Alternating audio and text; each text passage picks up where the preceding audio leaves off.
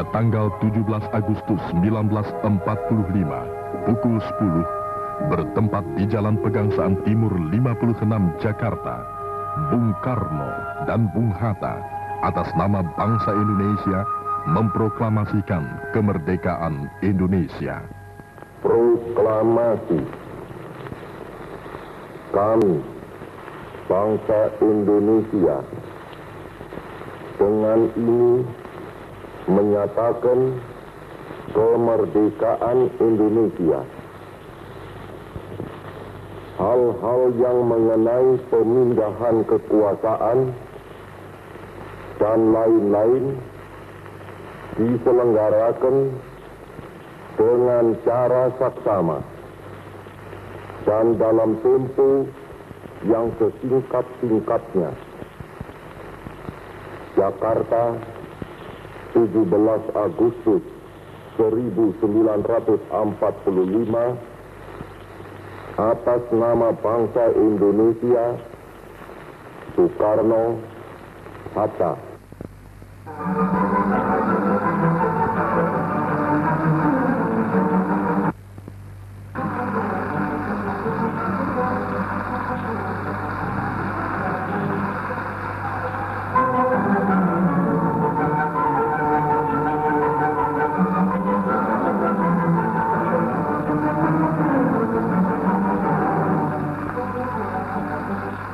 Tuan Mr. Kasman, Ketua Pusat Komite Nasional. Tuan Mas Sutarjo, Wakil Ketua 1. Tuan Mr. Latuhar Hari, Wakil Ketua 2. Tuan Adam Malik, Wakil Ketua 3. Pada tanggal 31 Agustus tahun 2605, penyambutan segenap rakyat Jakarta dan Jatinegara dilakukan di tanah lapang Gambir dengan besar-besaran. Dari mulai kota sampai ke desa-desa kelihatan sang merah putih berkibar.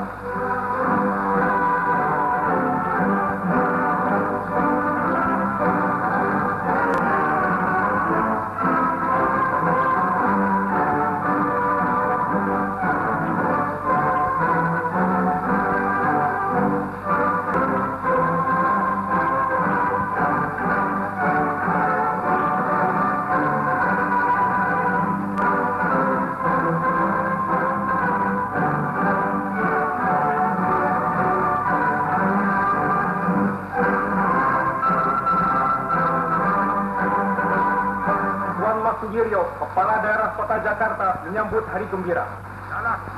Untuk mendirikan Komite Nasional Pusat dan Komite Nasional di daerah-daerah, mendirikan Partai Nasional di pusat dan di daerah, mengadakan Badan Keamanan Rakyat, mengadakan Pon Kemerdekaan, dan pengumuman dari Tuan Mr. Ali Sastramijoyo.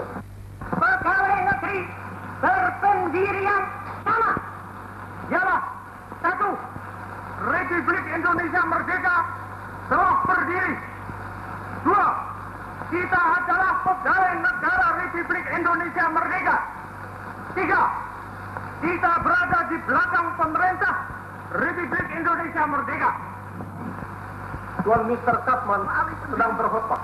Bagi wakil daripada pegawai-pegawai tertinggi sudah juga diumumkan di sini kebulatan hati daripada pegawai-pegawai untuk serentak berdiri di bawah pimpinan pemerintahan nasional.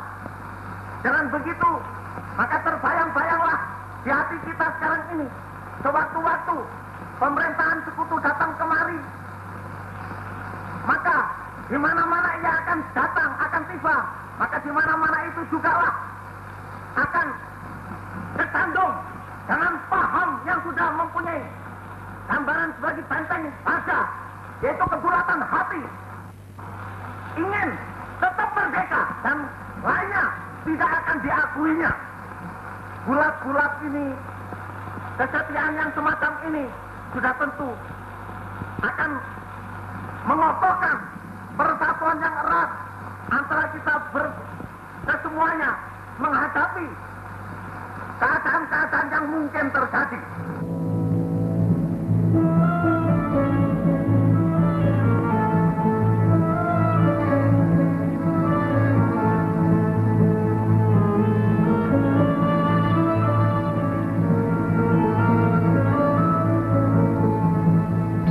Jepang yang baru menyerah itu mendapat tugas untuk menjaga keamanan sebelum tibanya pasukan sekutu di Indonesia. Untuk itu, Kempetai yang sangat kejam sewaktu pendudukannya terhadap rakyat kita mempergunakan kesempatan untuk menekan kemerdekaan kita dengan mengerahkan barisan mobil berlapis baja untuk menghalau dan mengusir massa rakyat, namun tidaklah berhasil. Beribu-ribu sang merah putih melambai-lambai di ujung tiang bambu-bambu kecil yang dipegang oleh ribuan umat yang berbaris memasuki lapangan Ikada. Di mana-mana terlihat Jepang dengan kempetainya selalu bersiap-siap di pelbagai sudut kota untuk menghalau barisan massa dalam jumlah yang cukup banyak. Gelombang ribuan rakyat Indonesia yang sudah bosan dijajah dan tak sudi dijajah lagi dan ingin tetap menjadi rakyat dari negara yang merdeka bergerak maju dengan memiliki semangat dan keberanian yang tinggi untuk mendengar pidato Bung Karno dan Bung Hatta di lapangan Ikada pada tanggal 19 September 1945. Rapat raksasa yang pertama di dalam sejarah perjuangan bangsa Indonesia untuk merdeka.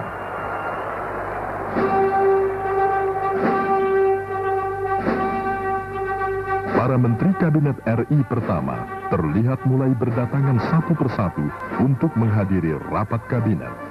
Kabinet presidentil mengadakan rapat kabinet yang kedua untuk membicarakan pendaratan pasukan Inggris divisi ke-23 pada tanggal 9 Oktober 1945.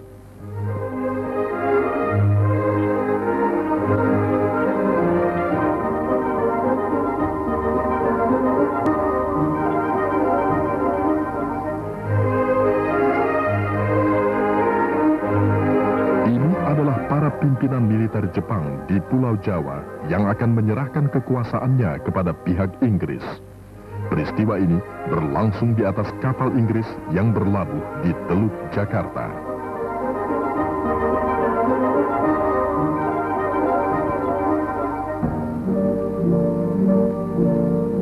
Ini adalah surat perintah dari Mountbatten sebagai pimpinan komando sekutu tertinggi untuk wilayah Asia dan berperan penuh atas pendaratan Inggris di Pulau Jawa.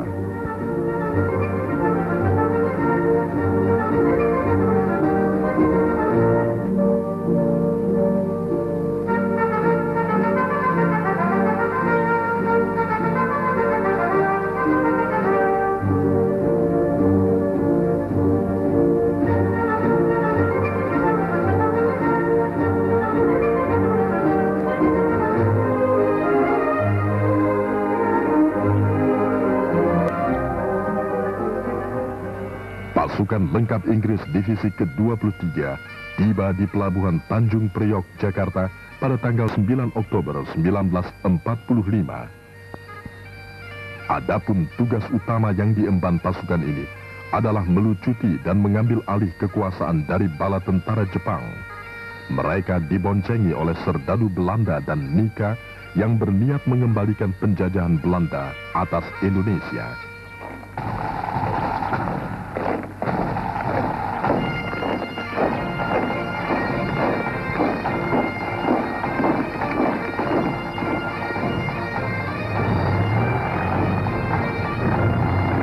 Dan ini, pasukan serdadu Belanda dan Nika yang datang bernaung di bawah bendera sekutu. Mereka dipimpin oleh Kolonel Spoor, yang kemudian menjadi panglima pasukan Belanda di Indonesia dengan pangkat Letnan Jenderal. Ini adalah upacara penyerahan kekuasaan dari pihak Jepang kepada pihak Inggris yang ditandai dengan penyerahan senjata samurai oleh setiap perwira tinggi Jepang. Penyerahan ini disaksikan oleh beberapa pejabat militer tinggi Inggris untuk Asia Tenggara dan Indonesia.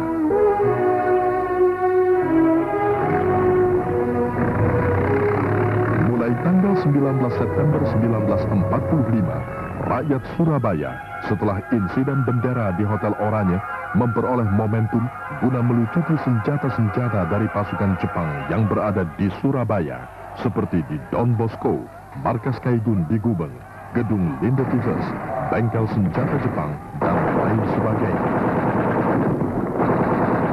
Peristiwa bendera di Hotel Oranye ini sangat menarik perhatian sebagai suatu hal yang menonjol dalam rangka perjuangan mempertahankan kemerdekaan Indonesia di Surabaya.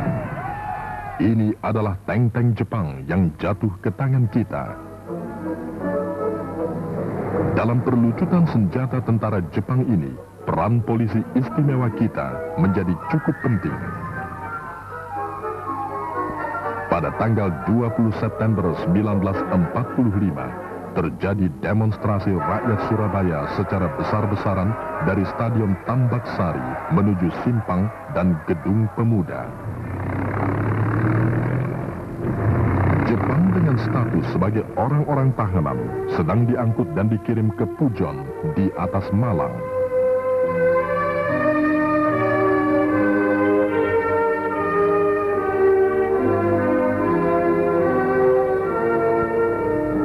Inilah satu brigade pasukan Inggris diberangkatkan dari Kalkuta menuju Surabaya.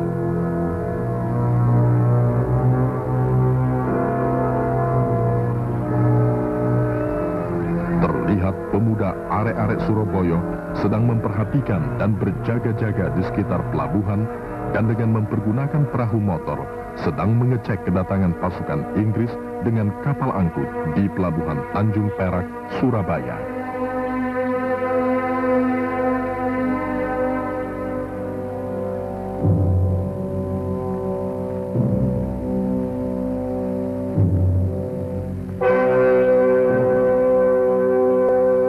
Pendaratan pasukan Inggris Brigade ke-49 berlangsung pada tanggal 25 Oktober 1945 di bawah pimpinan Brigadir Jenderal Malaby.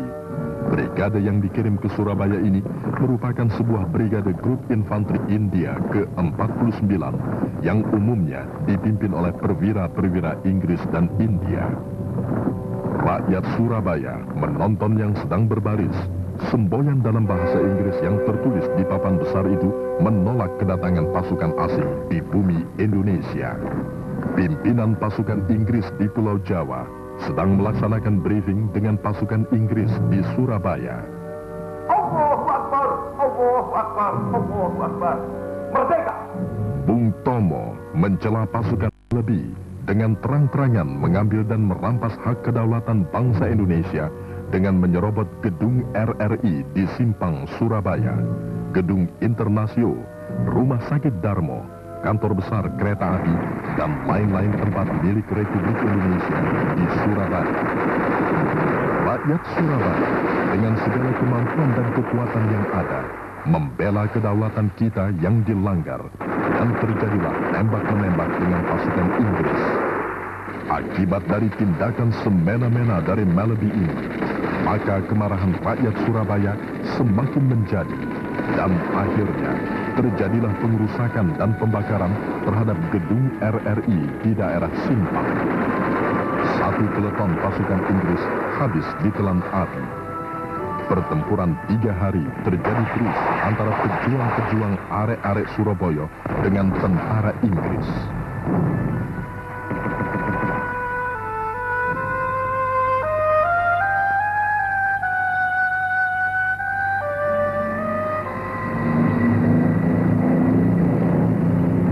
Presiden Soekarno dan Wakil Presiden Muhammad Hatta didatangkan oleh Inggris ke Surabaya untuk menghentikan tembak-menembak dengan arek-arek Surabaya.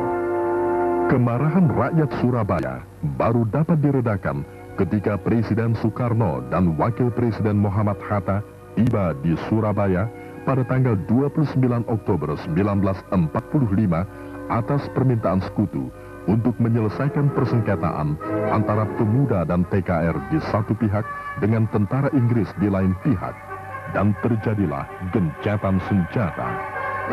Setelah berlangsungnya perundingan di Surabaya, terlihatlah suasana tenang di kota Surabaya dari atas, bahkan bendera merah putih tetap berkibar megah. Bung Karno dan Bung Hatta beserta rombongan kembali ke Jakarta setelah tercapai persetujuan ceasefire atau gencatan senjata. airdrop makanan untuk pasukan Inggris yang terkepung di daerah Darmo. Hasil pertemuan kedua belah pihak untuk gencatan senjata, ternyata pihak Inggris tidak dapat menghubungi pasukan-pasukan yang berada di gedung Internasio yang dikepung oleh pasukan-pasukan rakyat dan pemuda. Maka Brigadir Jenderal Melody bersama pemimpin-pemimpin Indonesia menuju ke Internasio untuk menghentikan tembak-menembak itu, dan terjadilah insiden yang mengakibatkan terbunuhnya Brigadir Jenderal Melody. Jenazah Melody dikebumikan di Moro Krambangan dan kemudian dipindahkan ke makam Menteng Pulo, Jakarta. Di depan gedung Internasio ini, pasukan Inggris setelah gencatan senjata diangkut dengan truk-truk ke markas mereka di pelabuhan Tanjung Perak. Inilah prajurit-prajurit Inggris yang mengalami cedera di rumah sakit. Lebih dari 1.200 pasukan dari Brigade Melody yang cedera atau meninggal di pertempuran 3 hari ini di Surabaya.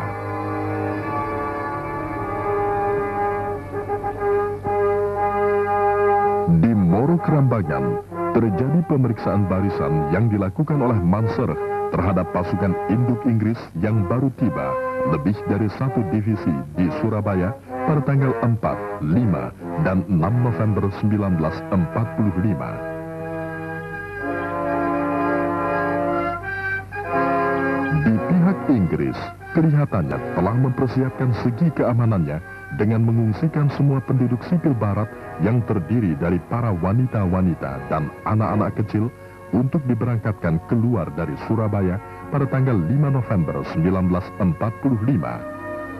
Dalam perjalanan keluar dari Surabaya, terlihat LST dan kapal-kapal Inggris yang sedang mengangkut pasukannya yang baru untuk memperkuat pertahanannya di Surabaya. Di samping itu, arek-arek Surabaya yang terdiri dari pemuda pejuang juga tidak ketinggalan, yaitu mempersiapkan pasukan dengan mengadakan latihan bersama untuk mengantisipasi kedatangan pasukan Inggris di Surabaya. Hanya kita terlalu remeh dan Republik terlalu muda untuk mendapatkan data-data intelijen tentang bala bantuan Inggris yang begitu besar dan dahsyat.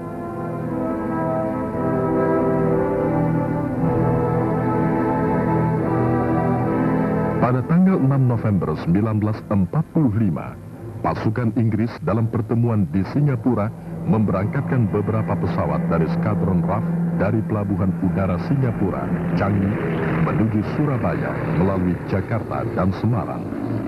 Pesawat-pesawat ini telah dilengkapi dengan senjata-senjata berat untuk menggempur Surabaya dari udara.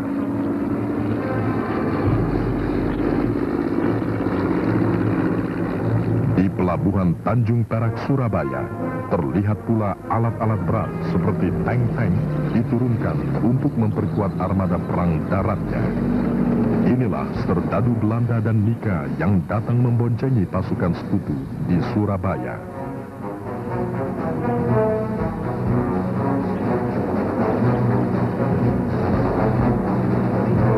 Ini adalah pemeriksaan barisan tahap akhir oleh Mansur yang didampingi oleh Hawthorne pada tanggal 7 November 1945 terhadap 1 divisi pasukan Inggris yang sudah berada di Surabaya, dan sekaligus memberikan lampu merah bahwa penyerangan terhadap kota Surabaya akan dilaksanakan dalam satu kekuatan penuh yang benar-benar sudah terhimpun di tanah Surabaya.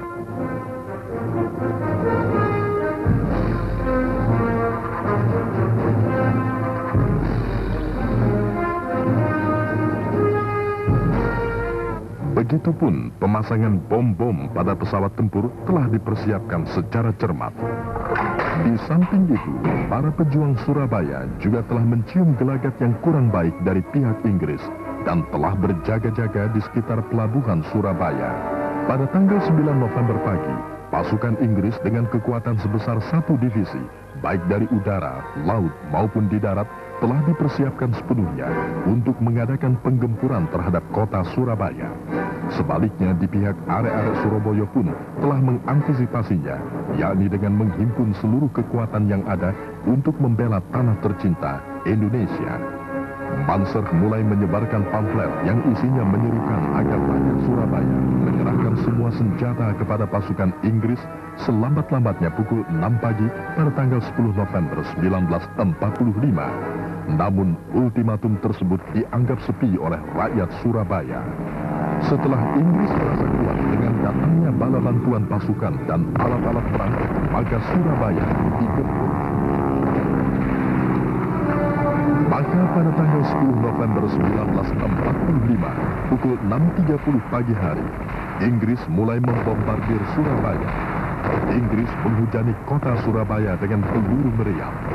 Sementara dari udara, pesawat-pesawat Mosquito dan Spitfire Inggris menjatuhkan bom-bomnya di tanah Surabaya. Asap hitam mengepul dan kerusakan pun terjadi akibat pemboman Inggris yang bertubi-tubi dan membabi buta di dalam kota Surabaya. Peluru mortir ukuran besar menghujani kota Surabaya. Rakyat Surabaya dengan senjata yang berhasil dirampas dari pasukan Jepang, serta senjata yang berhasil diperoleh dari hasil pertempuran 3 hari dengan Inggris, mengadakan perlawanan sengit. Mereka yang tidak memperoleh senjata menggunakan bambu-bambu runcing sebagai senjata dan bom-bom botol. Tanggal 10 November kemudian diperingati sebagai Hari Pahlawan oleh seluruh rakyat dan bangsa Indonesia. Inilah suasana sengit pertempuran Surabaya pada tanggal 10 November 1945. Satu lagi Jenderal Inggris, yaitu Brigadir Jenderal Lauder Simon, mati sewaktu take off dengan pesawat Mosquito dari Moro Kerambangan, ditembak jatuh bersama pilot Sersan Osborne.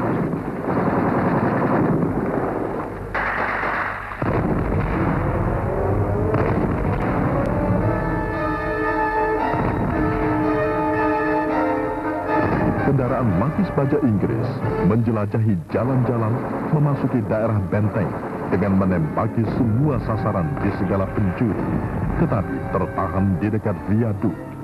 Pertempuran sengit berkobar di mana-mana, dari rumah ke rumah, di jalan-jalan, di daerah-daerah seperti Simampir, Sawapulo, Sidotopo, Nyamplungan, juga di jalan kereta api viaduk, bahkan kantor gubernur Surabaya, Embong Malang, Keputran, Darmo, dan sekitarnya tidak luput dari arena pertempuran sengit ini. Pertempuran sengit sebagai perlawanan rakyat Surabaya juga terjadi di stasiun kereta api Pasar Turi, markas BPM di Wonokromo, Kebun Binatang, dan Jembatan Wonokromo pada tanggal 2 Desember 1945. Setelah 3 minggu pertempuran, akhirnya Inggris menduduki Wonokromo dan kemudian menyeberang ke Wonosobo.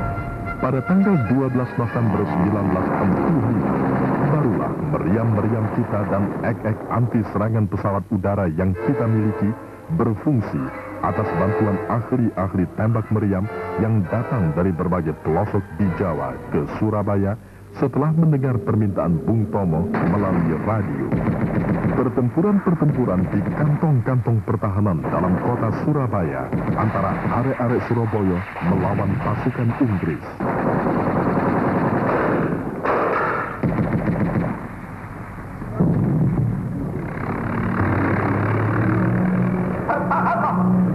Allah akan memberikan kemenangan kepada kita. Daerah Jembatan Merah diduduki oleh pasukan Inggris. Di daerah ini banyak terdapat masyarakat Cina yang juga mempunyai badan palang merah. Permulaan pertempuran dimulai dari Moro Kerambangan, ujung Tanjung Perak. 5 batalion dikerahkan untuk menggempur kita ke arah viaduk. Setelah viaduk jatuh ke tangan Inggris, maka pasukan mereka terpecah menjadi 3 bagian tank dan infanteri. Satu ke arah Ambaksari, Gubeng, Ngagel, ke Wonokromo. Sedangkan pasukan induknya menembus kota melalui kantor gubernur, Tunjungan, Embong Malang, Simpang, Kayasan, Keputran, melalui Darmo ke Wonokromo. Dan sayap kanannya menembus Pasar Turi, Sawahan, Lenes Boulevard ke Wonokromo dan kembali turun melalui Darmo untuk menghantam kita di Keputran. Dan akhirnya berjatuhanlah banyak korban di pihak kita di daerah Keputran, termasuk anak-anak Trik dan penghuni penjara Kalisosok yang ikut terkubur dalam barisan berani mati. Setelah viaduk jatuh ke tangan Inggris, maka mulailah mereka menghujani dengan bom dan mortir-mortir ukuran besar ke dalam kota, juga serangan udara dan meriam ke garis-garis pertahanan kita di sektor timur dan tengah serta barat, sehingga banyak rakyat menjadi korban.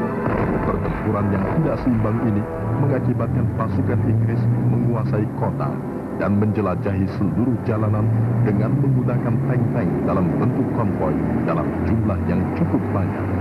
Penggempuran dari udara oleh pasukan Inggris selalu dibalas dengan menggunakan meriam-meriam anti serangan udara ek-ek dengan kaliber 20 dan 40 mm yang dilakukan oleh pejuang-pejuang arek-arek Surabaya.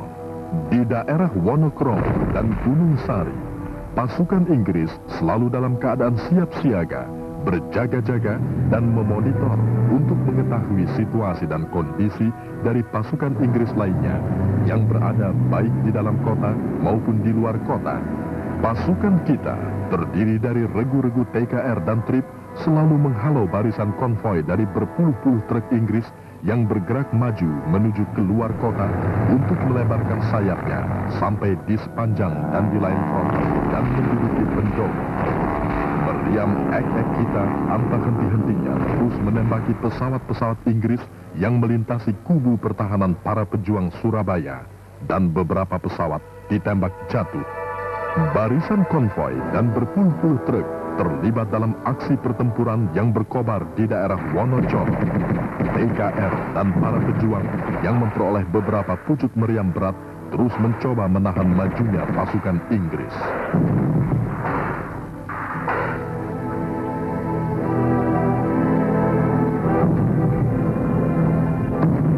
Meriam-meriam kaliber 70 dan 75 mm juga menghantam beberapa tank Inggris sehingga mengalami rusak berat. Juga terjadi duel meriam TKR dan artileri Inggris. Peluru meriam kaliber 75 mm kita menghantam satu kapal Inggris yang sedang merapat di Tanjung Perak. Para pejuang serta rakyat Surabaya memiliki semangat berjuang yang tinggi, sehingga secara terus-menerus mengadakan perlawanan terhadap pasukan Inggris yang selalu bergerak maju keluar kota menuju ke Sepanjang dan Kletek dengan menggunakan peralatan-peralatan berat seperti tank-tank Shelton dan meriam Howitzer, diikuti oleh konvoi truk dengan infanterinya.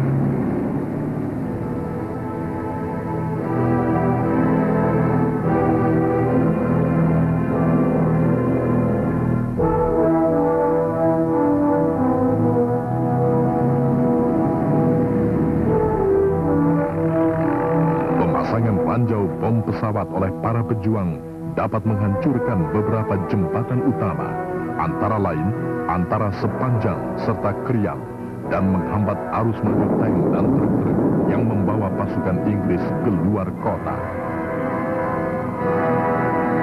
Pertempuran di luar kota masih terus berkobar meskipun di pihak kita berjatuhan banyak pejuang yang mati dan luka-luka akibat pemboman dan mortir.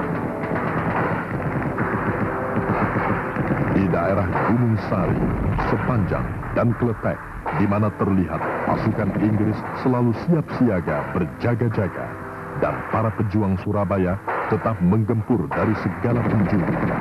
Akhirnya, Inggris dapat menguasai Wonocolo dan Waru. Penyerbuan dan penyerangan pasukan Inggris yang bergerak maju selalu dalam kekuatan penuh. Rakyat Surabaya sama sekali tidak gentar dan menyapu pada sebuah moto, merdeka atau mati. Akhirnya, kota Surabaya jatuh ke tangan pasukan Inggris setelah pertempuran yang memakan waktu 21 hari, yaitu dari tanggal 10 November hingga 1 Desember 1945. Akan korban 12.000 pejuang dan rakyat yang tewas, dan kurang lebih 1.400 di pihak Inggris. Perlu disebut di sini bahwa banyak korban dari kedua belah pihak berjatuhan di pertempuran sengit yang terjadi di Embong Sawo, Lantutan, Genteng Kali, dan Keputran.